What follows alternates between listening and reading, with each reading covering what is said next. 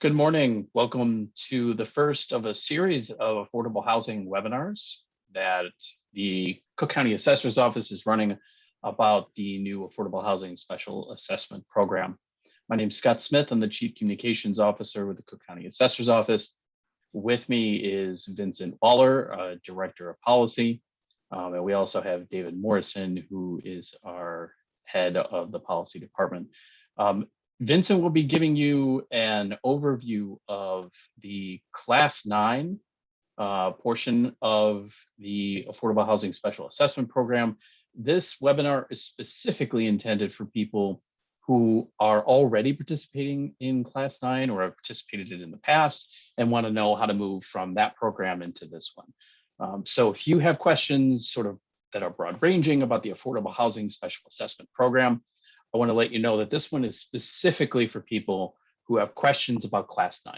We have a series of webinars that we will be talking about at the end of this presentation that have a variety of topics, and we can talk to you about how to get into those and how to get the invites for those after this presentation.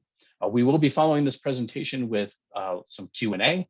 So if you do have questions, please use the Q&A box to send us those questions. We assume folks have a variety of questions about a variety of topics, perhaps kind of overlapping a little bit. So the best way for us to handle those questions, drop them in the Q&A, and we'll make sure that all those questions get answered. So I believe we've got most of the folks in the webinar. We have about 90 people here. So we're really excited about this. This is a really important program that a lot of folks have worked really hard on for a number of years to make happen. So we're really excited to help folks take advantage of it. And without further ado, I am going to kick it over to my colleague, Vince, who will start his presentation. Thank you, Scott, and welcome everybody to our first webinar on the Affordable Housing Special Assessment Program. We're very happy to have you here. As Scott mentioned, my name is Vincent Waller. I'm the Director of Policy, and today's is the first in a series of webinars. As I move to my second screen here, Scott, are we able to see my second screen?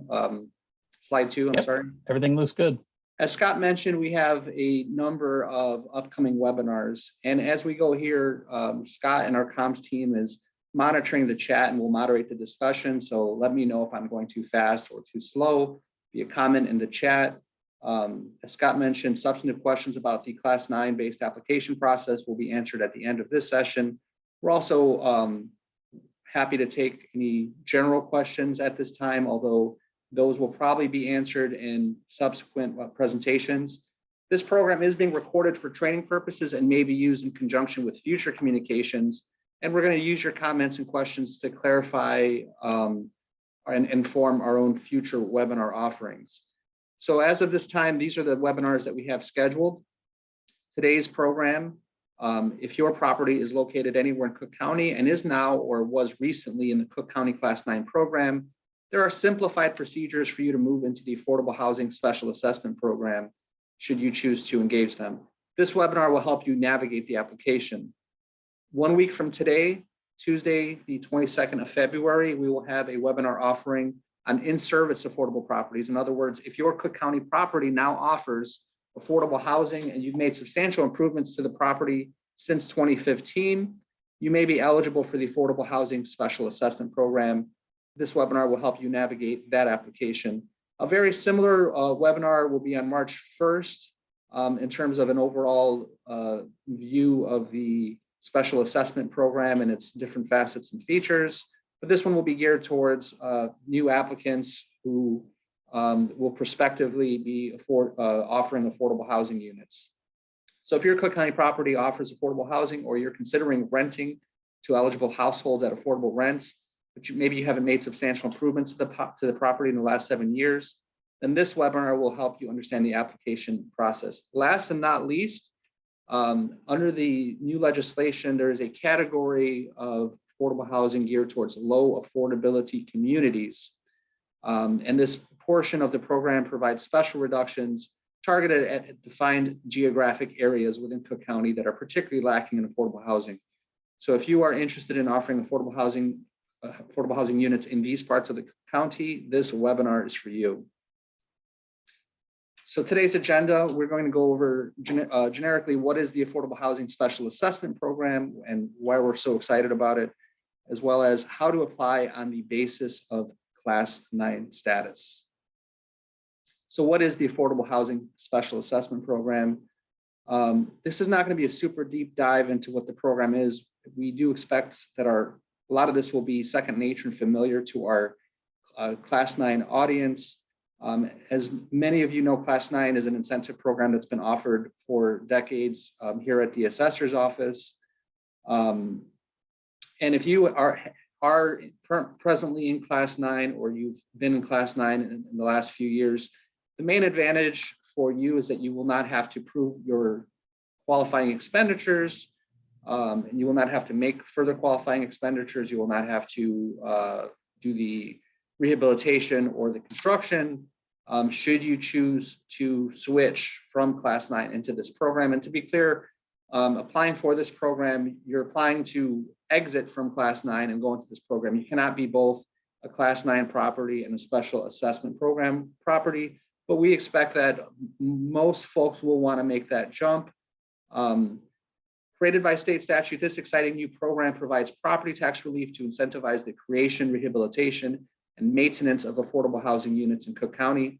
Property owners who apply timely can receive yearly reductions in assessed value beginning with the 2022 assessment year, and with respect to the bills you will get in 2023.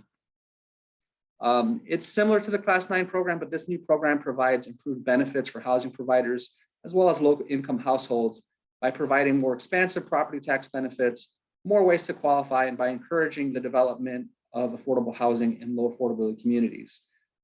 Those tax benefits include fixed reductions in assessed value, depending on which tier you opt into. There's 3 tiers, a 35% tier, 15% tier, and the low affordability communities tier, which is sometimes referred to as the 20% tier. We're not going to get into great detail on how those reductions work in this program, but just, that is the benefit, which we are excited about, again, because we think it will help further encourage the creation of affordable housing, whether through rehabilitation or new construction. So whether you're Class 9 or not, every applicant must prove the same elements of the application, but current participants will have less paperwork to submit, and we're going to go over exactly where and how that is. Now, just because you're a Class 9 participant doesn't mean that you are required to apply on the basis of your Class 9 participation.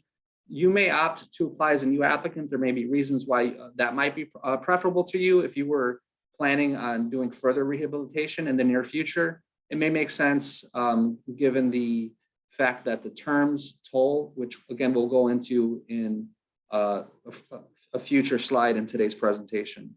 So first step is locating the applications. Here you're seeing a screenshot of our webpage. And if you go to the tab all the way to the right where it says all forms and tools, there is a drop down. I've highlighted for you there the affordable housing page. We're excited about the fact that these are paperless applications. I think we have enough paper to last us a lifetime here from our historical approach to incentives, which were all paper-based. If you're familiar with Class 9, you would have submitted your Part 1 and Part 2 most likely in paper, as well as your annual submittals. We are switching to make this a paperless process.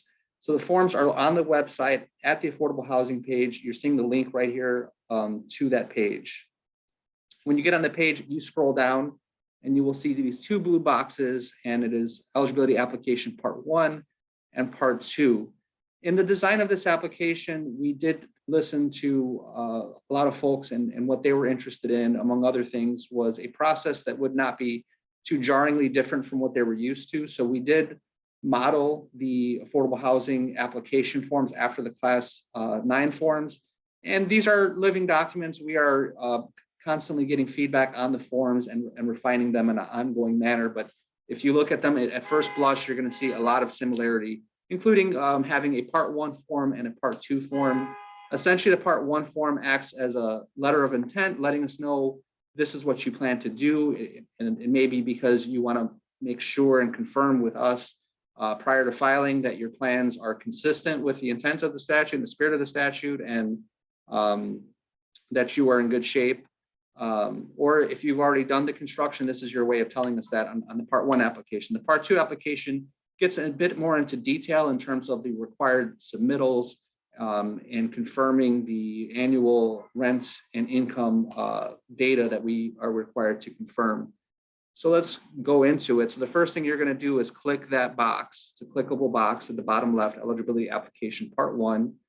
And you're going to see this, you're going to receive this screen pop up, and this will correspond to an email you're going to get into your email inbox. That email will have an access code, which you will enter in order to access the application. And then if you have done any work in DocuSign, this should all be second nature. These are DocuSign forms with all of the benefits and limitations of DocuSign. Very important, the email that you get with the access code, make sure you save that email, star that email, make sure it's retrievable to you. This is going to be your window back into the application. If you start the application and you walk away for lunch, or you close your tab and you want to re-access your application, you can always get back to it by clicking the return to session button in the email that you received with the access code.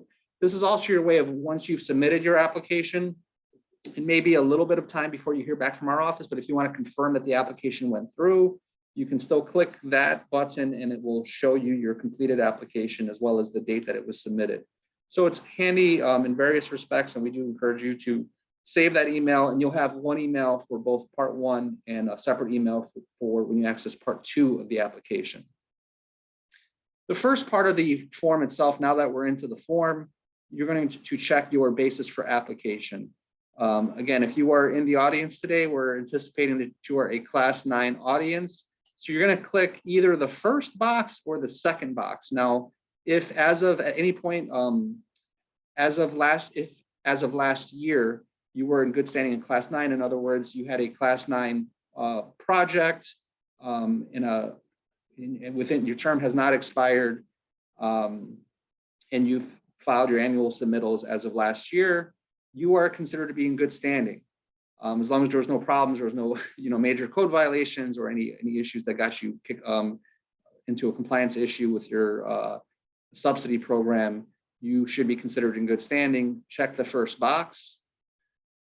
If your Class 9 status was revoked after January 1st, 2017, the statute provides a mechanism for you to still get into this program on the basis of your Class 9 status, but we would expect that you would click the second box.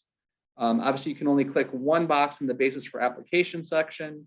When we go over in the future webinar offerings, the new applicant process, whether it's construction that's already occurred or not, or a low affordability community, then you would click that third box. But again, we're not going to go too much into that today.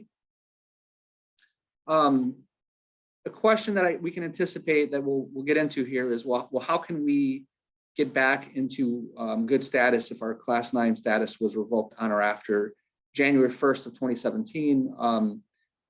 You can establish for our purposes that the deficiencies have been cured by completing parts 1 and 2 of the application as we're instructing in this module, providing your Class 9 control number, which I'll show you where you can enter that, and submitting information establishing current compliance, essentially the lack of any current code violations and rent roll, the information that we're going to solicit on parts 1 and 2 of the application that we're going to go through right now.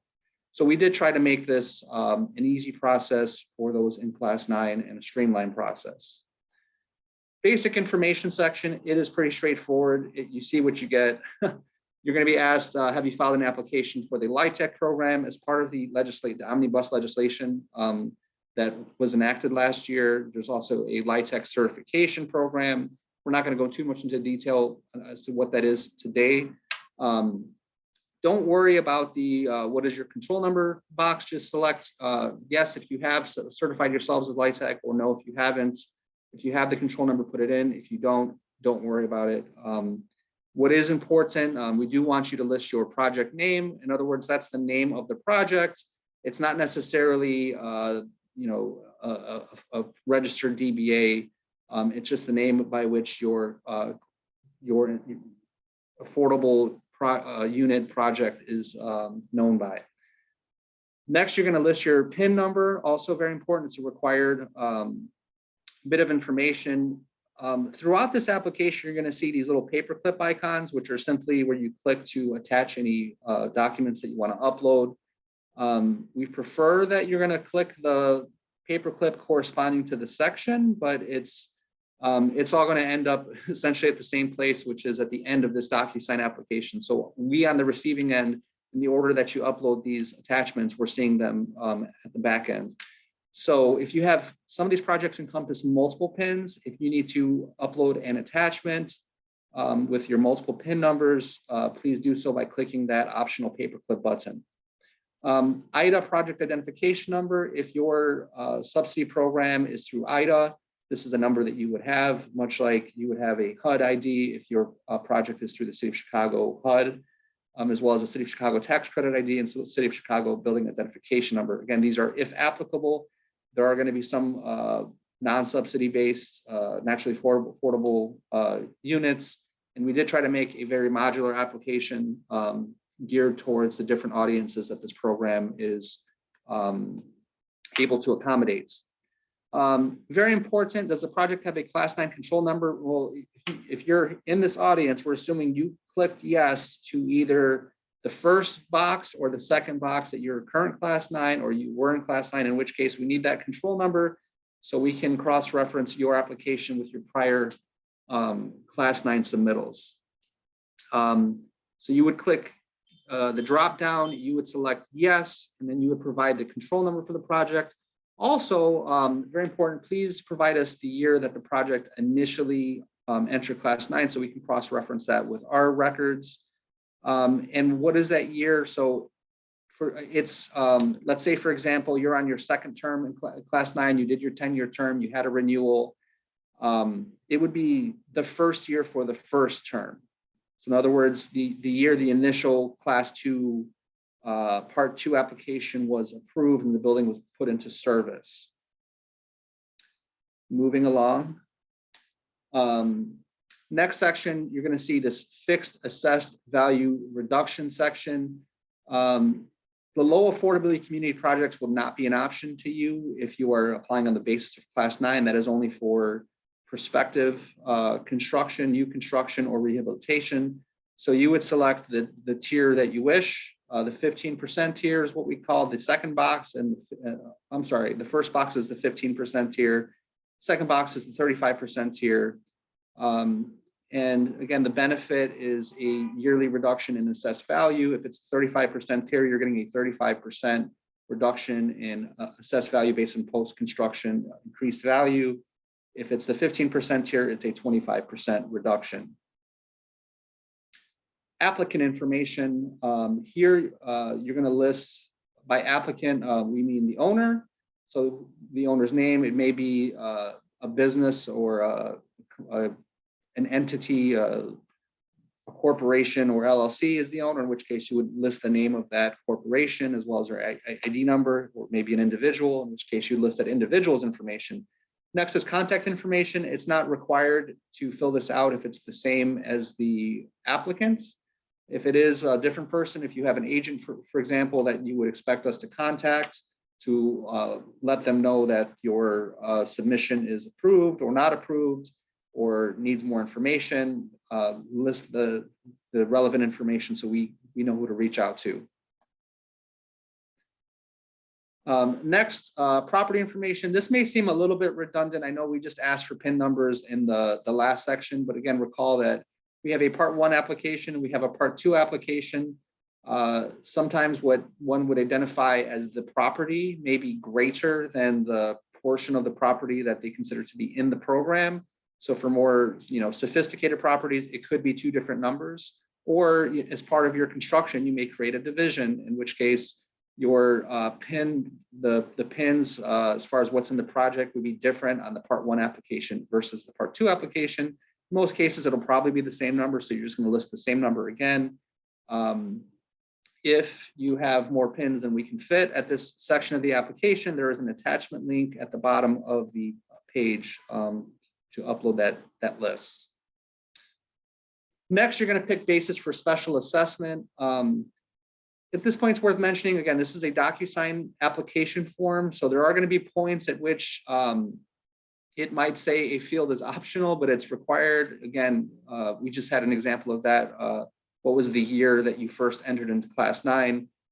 You know, we're trying to make a form that works for everybody here. So we may have a new applicant that doesn't have a class 9 number, and the form would not let them submit the application at all if we left that optional. So just bear with us here. So this is one of those situations you have to make a selection. If you've been in class 9 so long that you don't remember if it was new construction rehabilitation, we're not going to penalize you for that. You just need to pick one, so we'll let you submit the application. And there's also a note that you'll notice here. If the below information within the section has previously been submitted to the county assessor's office, the following information is not required to be resubmitted.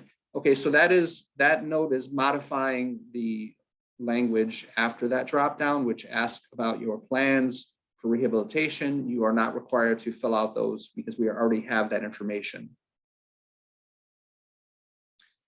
So next year, we're going to finalize and sign, and we have these check boxes for the certification section.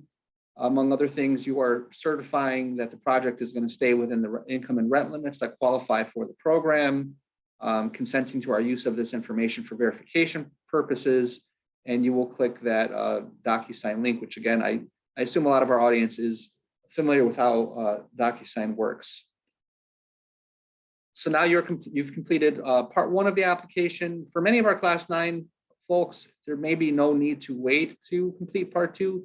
There could also be a scenario where you do need to wait to fill out part 2. So for example, if you fell out of the program and you maybe not all the units, the affordable units are in service, you might have needed some time to get back to the required thresholds and to be able to submit your part 2 application.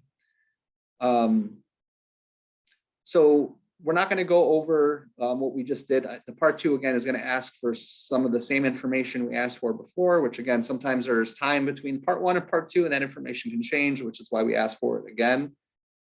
Basic information, applicant information, contact information, and property description. Once again, you're going to select your basis for special assessment, either new construction or rehabilitation. Okay, so now you are halfway there. There are 2 important items to submit, which are somewhat time and labor intensive, but no more than what you would already be experienced with from your class 9 participation. And those are the tenant certification of household income and the rental information / tenant household income report form. Why do we ask for this? Well, we need to ensure continuing compliance. As part of class 9, you've been submitting this info every year, and if you are opting into this program, we're going to need the info for the 2022 year.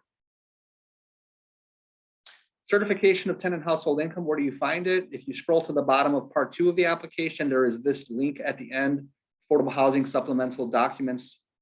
Click that link, and you're going to see this pop up with various pages.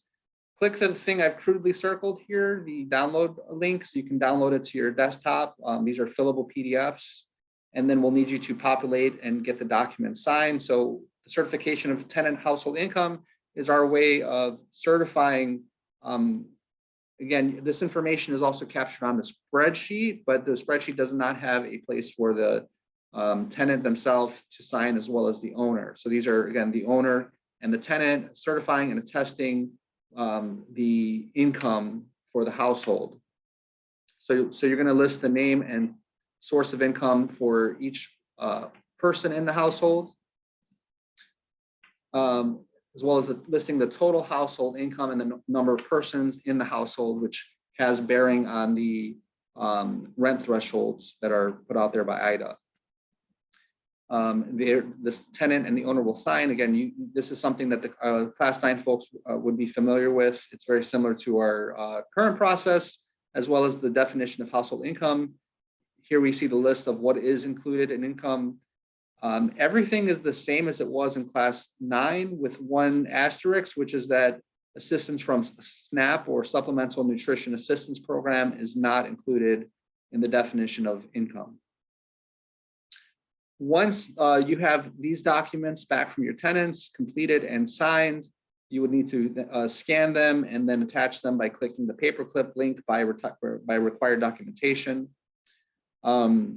There's a long list of required documentation as part of the Part 1 and Part 2 applications. But again, the only thing that you would be uploading is this rental information household report form. If there were any issues having bearing on compliance, we would expect you to submit that information as well. Obviously, that has bearing on continuing compliance in the program. But in most circumstances, if everything is working well and you're staying within the rent income thresholds, all you're going to need is the certification of tenant household income, as well as the rental information household income report form. This form has been updated somewhat from what you would have been familiar with in the Class 9 context. We had a form from our data team, which was a bit more standardized in terms of the kind of rental information and income information that they wish to get. So in the interest of standardization of our data, we redid the form. The rental information form that we're seeing right here, I'm going to go into it in more detail at the very end of this presentation. But you can find it in two places. It's on the face of the Part 2 application. However, because of the limits of DocuSign, it can only accommodate 25 units or less of information. So if you have a 7-unit building, you can fill it out right on the face of the Part 2 form of the DocuSign application. If you have a larger building, if you have 30 units or 25 units or more, we're going to ask you to go back to where you got to Part 2 of the application, and you see this link that's highlighted here. You click that to download the Excel version of the form, fill it out, and then upload it in the same place that we pointed out earlier that you would upload your certification of rental income. We also have on there an example of a completed form, so you get an idea of how we expect the various cells to be completed. And again, this is our way of getting the information on all the units so we can make sure that the specified portion of affordable units is met, as well as income and rent thresholds. So here's that attachment link I just mentioned by required documentation. Those are the things you would have to submit. You're not required to complete the other parts of the Part 2 application, which would go into detail about what the actual renovation was. And then again, click the boxes here to fill out your name where property owner name is indicated. And by signing here, you are certifying that the proposed project will stay within income and rent limits that qualify for the program, as well as consenting to our use of the information you've submitted for verification purposes, and that all documents you've uploaded are true, correct, and complete. What happens after you submit the application? Well, we appreciate your patience as applications are processed. This is a new program and there will be some growing pains on all sides, but we are going to review your application and verify eligibility. When this process is complete, you're going to receive a communication from our office via email indicating that your application has either been accepted or had to be denied. If it's denied, per the statute, we're required and you will receive notice of any deficiencies upon which the denial was based, and you get an opportunity to cure. You have 30 days from the date of the email notification to provide supplemental information showing compliance with the requirements of the program. So you may have left out an attachment. We would say, hey, we're missing XYZ document. You would submit that, and at that point, presumably your application would then be accepted. There are annual submittal requirements. Again, this is similar to Class 9. Once you're in the program, owners are subject to continuing requirements for the duration of the reduction in assessed value received and may be annually or periodically verified by the assessor. We anticipate having renewal forms out before the end of the year, so you can see exactly what will be required as far as annual submittal. Likely to be, again, rent rolls and certifications of continuing compliance and certifications of income from the tenants. Now, there are term limits I mentioned earlier in the program. So your time in Class 9 counts against the terms. There are a limit of 3 10-year terms. That may be a reason why you might want to submit as a new applicant. Supposing you are closing in on the end of your second term and your project has been in the program for 29 years, it may not be worth it for you to opt in just for one more year in this program, may be worth it for you to do a new construction or rehabilitation. Does that, and hopefully that makes sense to everybody, that the way the time tolls. So the program by default is a 10-year term for either of the 15% or 35% tiers. The low affordability community tier is 130-year term. But again, for the class 9 audience, if you're opting in whatever year you're on, if you're on year 5 of your first term, then you opt in here. Now you're on year 5 of your first term in this program. And owners can apply or renew through December 31st, 2027. We anticipate that between now and then the statute will hopefully be amended to keep this program going. And that is the end of the presentation. Quick note, we have advertised a March 31st deadline for those who want the reduction to apply for the 2022 assessment year. We hesitate to call it a deadline. However, I mean, we do need to draw a line in the sand of sorts so we can make sure to get this information before we certify townships to the Board of Review. We certify townships on a rolling basis throughout the year, and we are still wrapping up the 2021 assessments and have not yet set the township schedule for 2022. But if we get an application by the end of March, we are confident we can complete review before the townships start closing. If we get an application after the end of March, we will review it as speedily as possible. And if we have not closed that township, we will apply the reduction before we certify results to the board. If we have already certified that property's township, the reduction can still be applied, but the board would have to do it. And we will do what we can, including making an assessor's recommendation to the board. But once we certify the township, we can't change the AV to apply the reduction ourselves. Long story short, the sooner we get applications, the better, and we'll do our best to get them processed and applied. At this point, I'm going to ask Scott if he can share his screen of the rental information form. Absolutely. Oh, and I'm sorry, and if there's questions or concerns, you see the affordable housing email link right there. Please include your project name and 14-digit PIN so we can relate your email back to, if you have a question about a particular submission, we can relate your question to the submission and give you a more detailed answer. This link is also on the affordable housing webpage. Okay, and you should be seeing the household income report form now. I am able to see it, thank you. So the form is pretty straightforward. One of the things that we like about this is it's a smarter form. So if you go to the months vacant column, for example, which is column B, you can enter a yes under months vacant during prior 12 months. It forces you to put in a value between 1 and 11. You can, and then if you hover over any of the tops of the columns, it will give you a little bit more explanatory information. As Scott has indicated there. Can you scroll to the right a little bit, Scott? And you also see there's columns for square feet, which is important. The amount of bedrooms, bathrooms. You are required to list all the information for all the units, not just the affordable units. Keep in mind that part of what the statute requires is that these have to be comparable in quality to the non-affordable units. I don't know if the right word is non-affordable, but again, if you have this is one way of us getting that information. Base rent is the contract rent. It's the amount of rent that is required to be paid. If you scroll over, there's a column for free rent. If there's some amount of rent forgiveness happening, you would list that there.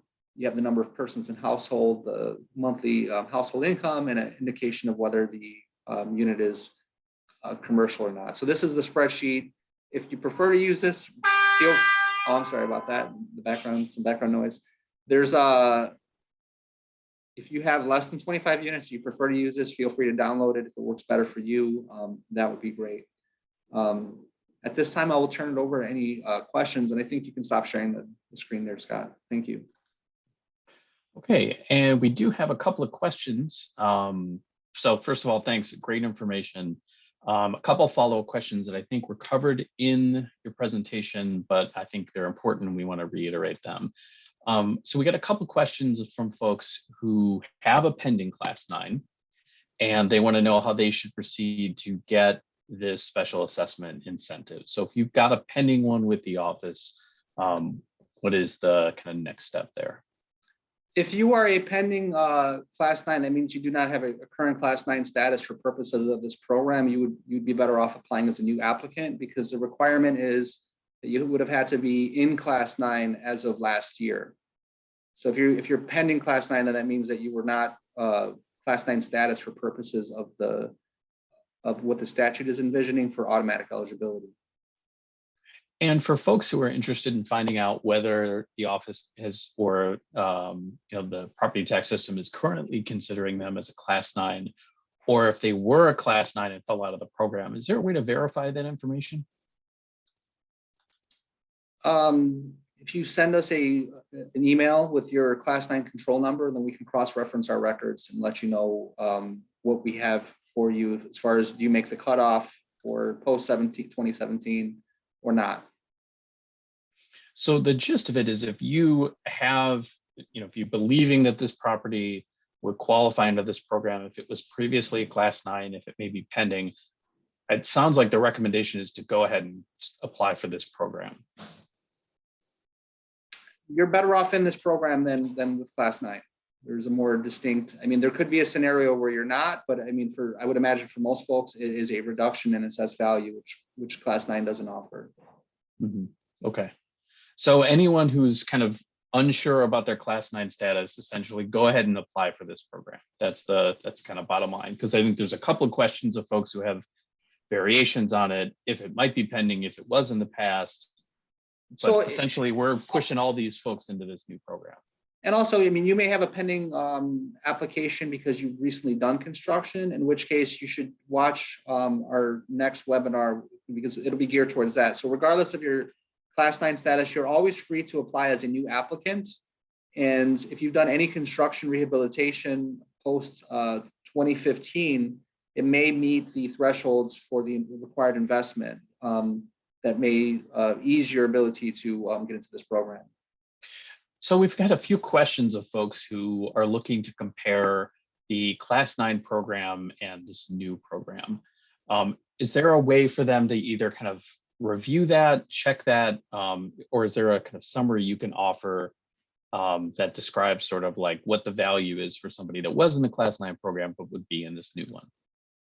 I understand that historically the value was that you were moved to a 10% rate of assessment, but at some point we changed the class codes so that all residential was 10% anyway. So the value became something more along the lines of, for purposes of appraising you, you were assessed with other comparables, other rent restricted properties, which may have a benefit, but you're still gonna get that benefit through this program, plus a reduction in assessed value, as long as you stay compliant with the requirements of the program. And for somebody who's looking for any dates of when the property was a class 9 and when it was last verified, you're saying the best thing to do is just drop us an email. Is that correct? Drop us an email with your class 9 control number, because that's okay. The one thing that we have to cross-reference and check our records. Got it. And what's that email again? It is assessor.affordablehousing@cookcountyil.gov. Got it. Okay. All right. So a couple other questions on some different topics. So folks are asking, if a property was a class 9, do they have to pay the rehab costs? It depends if when they were class 9. So I see a question in here saying, what if your class 9 was revoked a decade ago? Then you would have to apply as a new applicant.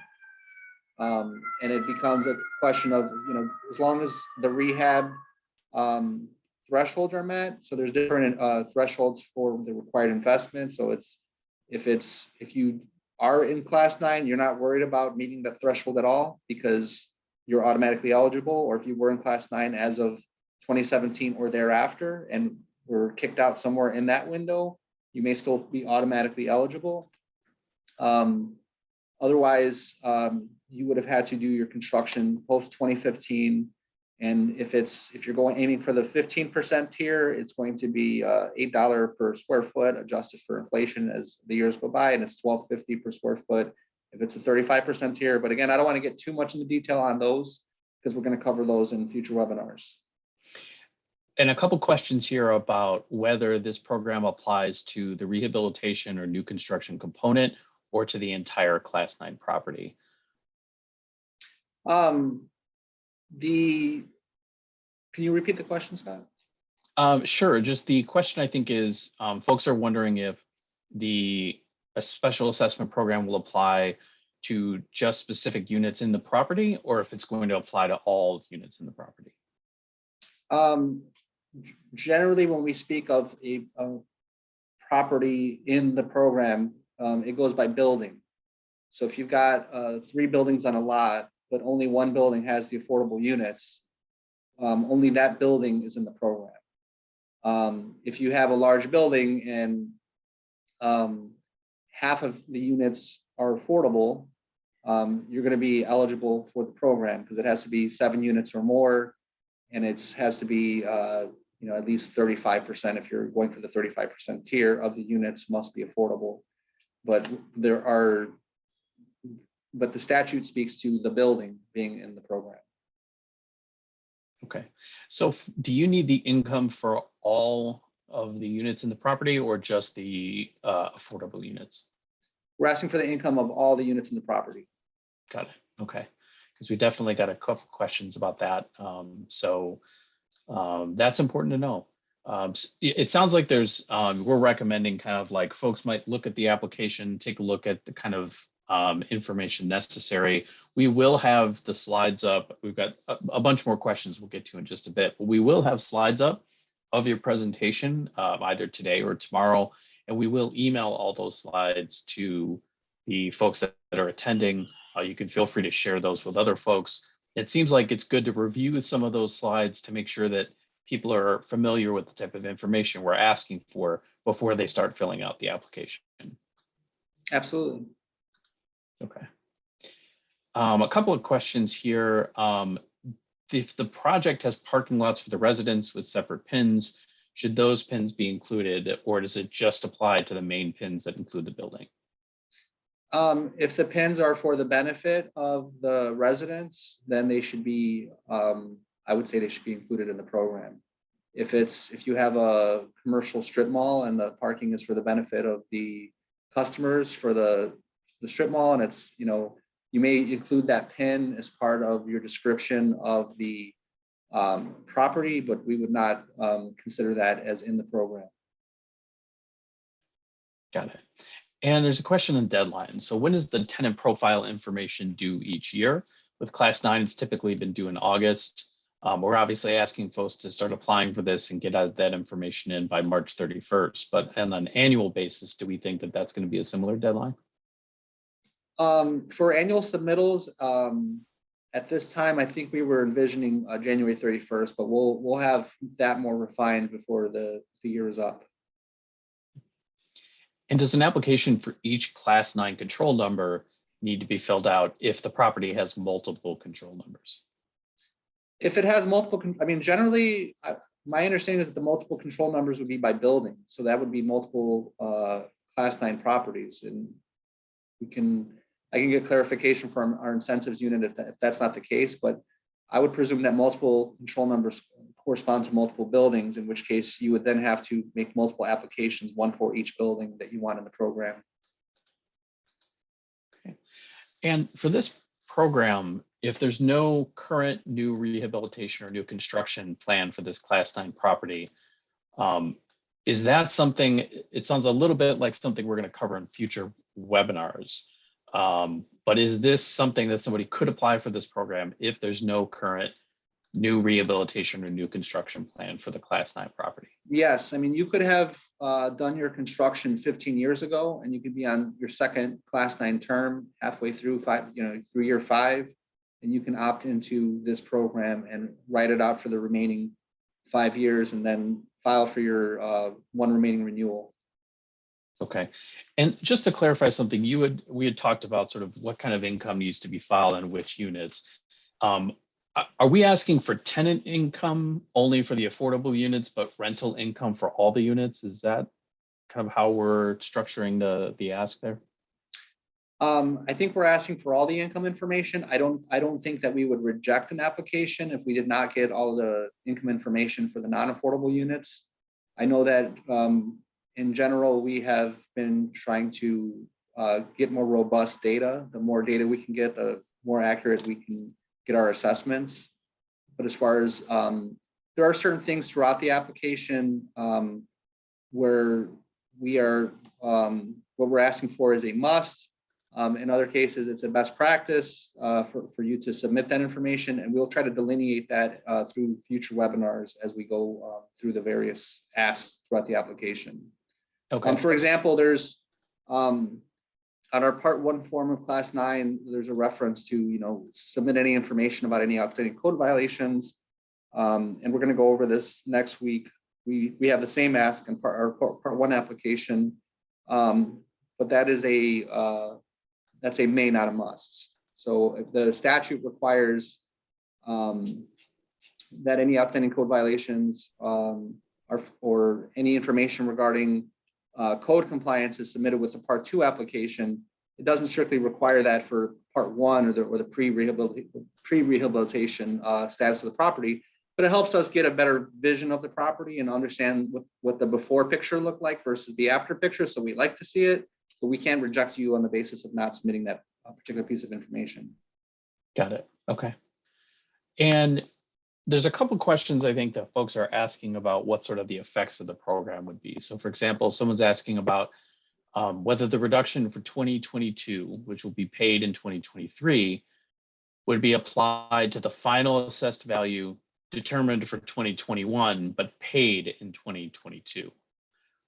So I guess this is a sort of a question on, does not affect your 2021 bill paid in 2022. It'll affect your 2022 bill paid in 2023 if you are able to get into the program in a timely fashion.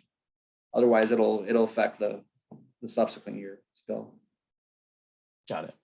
And the control numbers, those are really the things that we're going to be looking for in this application. Are we assuming most folks have got those control numbers? If they don't have them, do they know where to find them? Most folks should have those. If you've been in class 9, that's something that is required to be put on any of the forms that you would have been submitting, so we can attach it to the project at issue. But if you don't, for some reason you're not able to get it, I would suggest calling our incentives unit and providing them the PIN number that they can relate back to to locate your control number. Okay. And we've got a couple of folks asking about sort of LIHTC properties. Do you need to be a certified LIHTC property to get this new incentive? No, you do not. You do not. I mean, we ask because I mean, that's something we want to keep track of. But we anticipate those will be overlapping audiences, but not perfectly overlapping. Okay. And there's some questions about just the general qualifications. So what is the minimum number of units required to qualify for this? 7 units. You need to have at least 7 residential units to qualify. Okay. And then for expenses, the one person is noting that most affordable buildings have expenses at 70 to 90% of income. Is this assessment then going to be taking into account those expenses? Is that kind of like part of the reason why we're asking for some of that information here? Are we talking about the household expenses? I believe in this particular case, the question is about the building's expenses. So specifically, when we're looking at typically commercial assessments, we're looking at rent levels, but we're also looking at expenses. Is this the type of thing where we're looking for people to submit that information, or are we kind of looking at overall market expenses for different types of affordable housing properties? So for the class, if you're applying on the basis of class 9 status, you do not have to prove up your expenses at all, because we've already got a record that you made the required expenditures in order to get into the program. But that is something that's pertinent for new applicants. Again, if you are trying to get into the 15% tier, part of the qualification is that you've done new construction or rehabilitation costing $8 per square foot and improvement of 2 primary building systems. And we'll go into what's considered a primary building system in the future webinars. Okay. And another folks are kind of asking, do we have a sense of how this will affect assessments going forwards for people who are in the program? So, how is the full market value kind of factored down, or what could people expect? I know that looking into the future and predicting it isn't really the point of assessments, but do we have a sense of what some of the effects might be? I can't say that we have detailed projections. I mean, like, we don't know how many folks are going to opt into this program.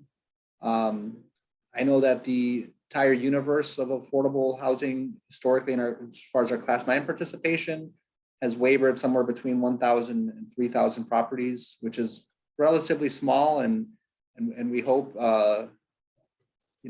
that's something that will grow through this program. But again, the benefit is a yearly reduction in assessed value. So if you're in the 15% tier, you'd be getting a 25% reduction based on your post-construction increased value. If you're in the 35% tier, it would be a 35% reduction. And the low affordability community tier is a bit of a mouthful to explain. It's somewhat front-loaded and goes down over the course of the 30 years. And we'll go through that in detail. Okay. We do have one person who's already submitted an application, but they checked the wrong box. Is there a way for somebody to revise their submission, or is this something maybe just drop us an email and we can work with them on that? I would suggest you shoot an email and note the date that you submitted just give the pertinent information so that the person in the receiving end can pair your email and your information back to your application. So this is my project name, this is the PIN number, and I submitted part 2 of the application on this date, and I erred and meant to check this instead of that. And so for folks who are asking, we're going to put this on our webpage, which we're going to share, but what's that email address again? Sure. Let me pull it up here. assessor.affordablehousing@cookcountyil.gov. Okay. A few more questions here. On the LIHTC documentation for tenant certification, is that something that could be used for this application? Or do we kind of need folks to submit kind of what we're asking for in this format? We need, one is not a substitute for the other. So if you want to certify yourself as LIHTC, please do, but submit that form.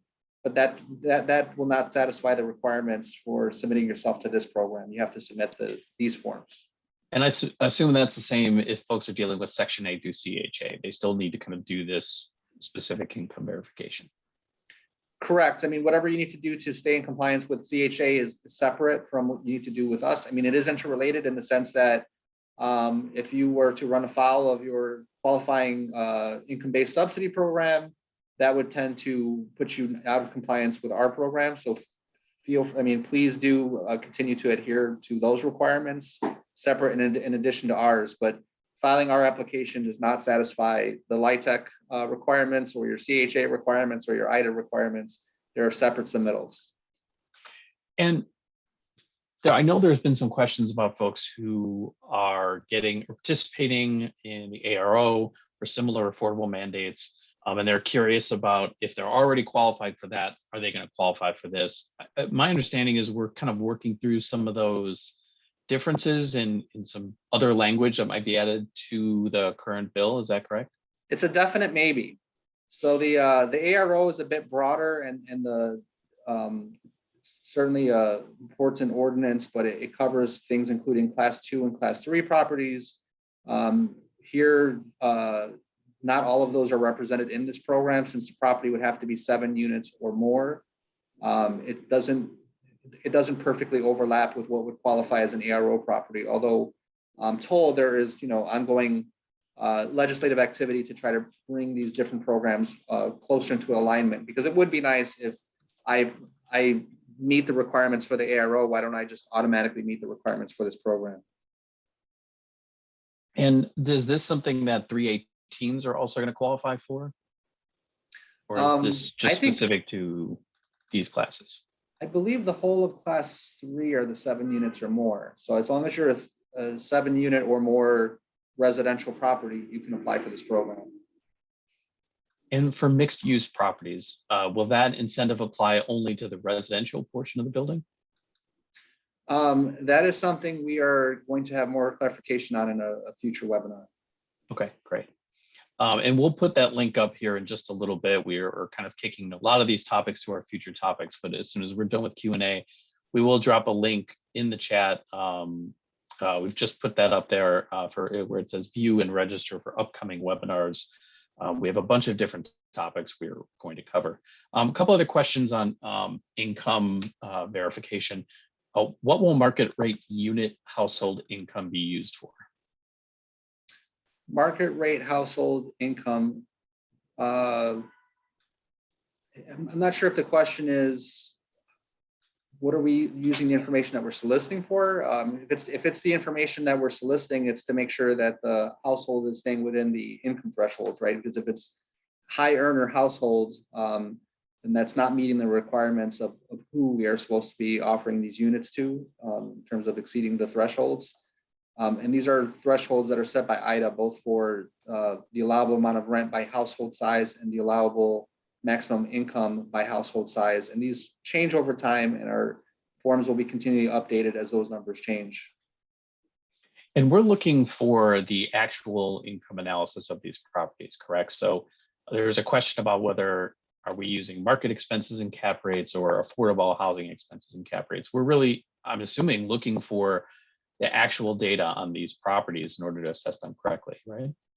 Well, there's a few different facets to that, and we might want to have some valuations folks on to get more into the weeds on the valuation aspect. I know that with properties that are certified as LIHTC, we are required to use the income approach. As far as the income information that we're soliciting in the context of these properties in this program, specifically, the bulk of the reason we solicit all this income information is to ensure continuing compliance with the program, not necessarily to dictate a valuation model. Okay. Now, if you have a newly constructed affordable housing apartment complex, are you able to apply for this incentive now? Sounds like yes, you are. Yeah, any construction that you've done since 2015 actually could qualify as a qualifying activity. Although again, it would toll from the date that the property was put in service. So if you completed your construction in 2017, we're in 2022 now. So if you got into this program, you'd be on year 6 of your term essentially, or year 5. And for class properties that were class 9 but had it revoked and then restored, how should they indicate that in the forms that we're asking them to fill out? They would click box 2 in the first, the basis for application section. Got it. Okay. And this is a very specific question, asking about page 4 of part 2 of the application. It lists required documentation. Are we asking them to submit paper copies of that or just the electronic submission? Just it's all electronic, but again, if you're not a new applicant, you can disregard the majority of those required submittals. If you're applying on the basis of class 9, we just need the forms and certification and the spreadsheet of rental information. We have a question about if your property has several buildings and the 1040 income and expenses are completed for the project as a whole. Is that acceptable for this filing, or do you actually need it building by building? We needed sufficient information so that we can discern what the expenditure was with regard to the building that you want to submit into the program. So we need to be able to break it down by the square footage per dollar spent, or the amount of dollars per square foot in the property that you wish to submit to this program. Got it. Okay. And for properties that include CHA managed units, do these units count toward the 15 or 35% affordability thresholds? They could, but just simply by virtue of being in that program doesn't necessarily mean that you would still have to demonstrate how and why. But certainly that we would expect there to be a large amount of overlap. Got it. Okay. Just a couple more questions here for I know we're kind of flexible, if you will, with the deadline. We obviously want folks to file by March 31st, if at all possible. Do you need to file both parts by March 31st in order to have it go into effect for the 2022 tax year? Is that kind of what we're encouraging people to do? Correct. We would need parts 1 and part 2 and the information that we went over today in order to try to get you in by first pass. Okay. And on that 25 to 35% reduction, is that going to be based on the most recent final assessment from the Board of Review in the previous year? I'm going to defer that one to our evaluations team if we're able to get evaluations representative to the next meeting. Okay, so we'll try to tackle that in a future one. So obviously there's a lot of questions about sort of what the future holds for this and what the effects of this is going to be on the future assessments. So I think looking forward to a different webinar where we kind of talk about how our valuations team is looking at this would be something we definitely want to do and should do. So folks can look forward to that. If folks are filling out part 1 and part 2, can they fill those out both at once? Do they need to wait for part 1 to get approved before they jump to part 2? They could submit them both as long as they have the required attachments for part 2, which should be the most labor intensive part of just getting all those documents signed by the tenants and then getting the spreadsheet. Okay. Well, this has been a wealth of information. Vince, thanks for taking us through this. I do want to let people know that we do have future webinars coming soon. So our next one is next week, February 22nd. We did put some information in the chat about this, but I want to direct people to the affordable housing page on our website. So I'm just going to go to that real quick. The best way to get to this is if you are on our homepage, you can look right here under businesses and nonprofits. You can click on affordable housing programs. And first of all, here's your eligibility application. And then we list the next 3 webinars we're going to be doing, the different topics that they're going to be covering. We do see an opportunity for us to be talking with one of the folks in our valuations department about the effects of this incentive. So that, consider that that's something that we're probably going to weave into future webinars. You do need to register for each one of these webinars. So if you go to cookcountyassessor.com/affordable-housing, you can see all the future webinars that we'll be doing, and you can click the registration link on each of those. There are individual registrations for each webinar, so do make sure to sign up for those individually. We will be posting the slides from this presentation and a recording of this presentation sometime later this week. So do look out for that. We will email all attendees on that information in a little bit later. So thanks to everybody for attending. Thanks to Vince for taking us through that. And any questions you have, go to that affordable housing page and most of your answers will be there. We will be posting a FAQ coming soon as well. Thanks so much and have a good day.